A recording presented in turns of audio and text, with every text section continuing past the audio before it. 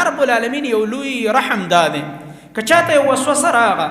شبهه راغه خو ده پې لا عمل نه دی کړی څو پورې صرف په زړه کې واقع شوه بیا یو عالم ته لاړو هغه ورته جواب ورکړو نو په دې وسوسه نیول نشته الحمدلله. ډېرو خلکو ته وسوسې راځي ملګري موږ ته ټلیفون نه کوي یاره په ما هسې نه ښځه طلاقه شوي او دا چلو شو په ځان سره مې طلاق ویلو ځان سره هلکه وایه ځان سره طلاق ټوله ورځ یې وایه ټوله شپه په دې خو طلاق نه کېږي دا طلاق ټکې به وي قرآن کې طلاق څومره ځل ذکر دی صورت پکې راغلی صورت الطلاق نو د قرآن تلاوت به نه کې په دې ټکې ویلو ښځه نه طلاقېږي داسې ګپ خو نه دی هغه به ستا او د ښځې منځ کې یو مسله راشي او ته به قصد وکړي او نیت به وکړي او بیا به هغې ته باقاعده ته طلاق ورکړي ځان نه به جدا کول غواړي هغه خپل پروسس دی صرف په دې ټکې ویلو خو څوک نه طلاقېږي. یو ځل موږ ملګری راغلی چېرته اخبار کې دا ټکی کتلی د اخبار د هغه رپورټ د لوستلو د وجې نه چې دا طلاق ټکی پکې لوستی او ما دلته راغلی و یاره ما اخبار کې او بیا یې ویلی هم نه شوی هغه لفظ نه دی وایي هغه لفظ مې ویلی دی نور ملګري سره راغلي وایي هغه دا لفظ یې ویلی دی وایي په مخ به ښځه نه طلاقه ما د الله بنده ته څه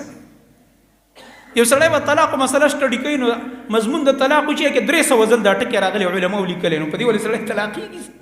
ښځه به طلاقېږي دا غلطه خبره ده دا شبهات دي خلکو له راځي وسوسې دي. امام ابن قیم رحمت الله علیه نور علماو دا ذکر کړي و کله کله به تعالی په ایمان کې وسوسې راځي نعوذ بالله د الله په باره کې د رسول قیامت جنت جهنم باره کې دا وسوسې شیطان راچي چې تا باندې دا دین ګډوډ کړي عقیده دې ګډوډه کړي. کله کله دا وسوسې راځي که دې خیالي په دې اودس کې راشي تا به اودس کړی دا چل به یاره دا مسه مې وکړه د سر کومې نه کړله دا دغه به کې لګیا به وسوسه به درله راشي یاره چې ما دې پوزې ته اوبه اچولې وي که مې نه وې اچولې دا وسوسې دي. کله کله به په مونځ کې وسوسه راشي یاره پته نه لګي چې دا 3 رکعات ته زه راپاڅېدم چې ما قاعده مې وکړه که مې نه کړله ناست وم قاعدې ته که نه او دا مې 3 دی او که 4 رکعات د شبهات راځي وسوسې راځي. کله درله نور فکرونه راولي دلته به په مونځ ولاړې او ګرځې به په بل ځای کې ګډوډ دي کې د الله نبي فرمایي بیا دې نه پوهېږي چې ما څومره مونځ وکړو کم صله څومره مونځ مې وکړو. دغه رنګه کله کله وسوسې راولي دا شیطان په باره د طلاقو کې کله کله وسوسه راولي په باره د قتل النفس کې والعیاذ بالله. یو انسان به قرض به پې ډېر راشي تاوان به وکړي یو ځای کې رشته خوښۍ میلاوه نه شي کله کله به داسې هلکان دومره حساس هم شته امتحان کې به فیل شي هلکه امتحان کې فیل کېده دا داسې د قیامت امتحان و چې بس جهنم ته روانې فیل شو نو بل کال نه به پاس شي که نه بل اگزام کې به پاس شي بس ډز ځان به ولي شیطان ورته ځان وله مړه دا څه ژوند دی یار خلک درته خبرې کوي دا هم د شیطان یو خطرناک وسوسه د انسان خودکشۍ ته تیارول دا قیمتي نفس پې ضایع کوي یو معمولی وسوسه او د معمولی پریشانۍ د لاسه تاوان راغی را دي شي دنیا کې ته د خلکو سټډي وکړه په د خپل معاشره کې وګرځه خلکو په اربونو او په کروڑونو تاوانونه کړي بیا ښه شوي دي محنت کوه که نه شیطان ورته چې نه بس ځان ختم کړه. دغه رنګه کله یو بله پریشاني راشي بله پریشاني راشي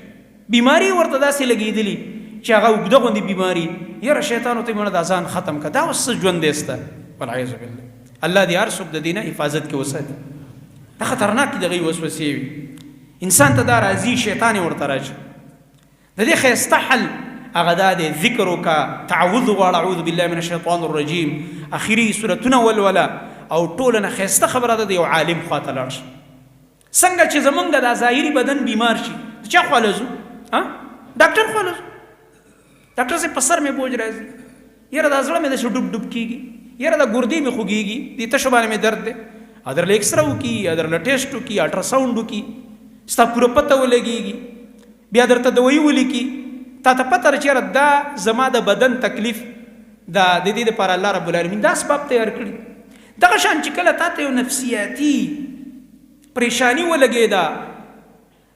داسې یو تکلیف چې د هغې علاج ظاهري ډاکټرانو سره نشته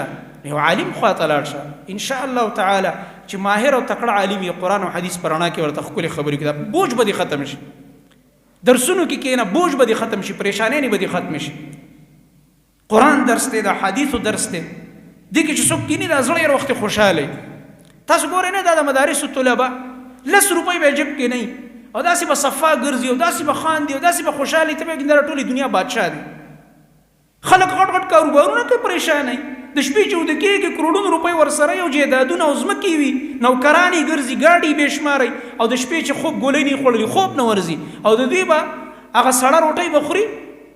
او صرف یې شولي کلونه او کورخې به ورله پخ کړي به خوري او ښه د مزې به خاندي دا ټوله به تاسو دې مدرسو ته ورشئ حیران به شئ ورته. ولې چې د هغې ژوند د قرآن او حدیث سره دا د روح غذا روح خوشحالۍ زړه یې ورله خوشحاله کړی دی.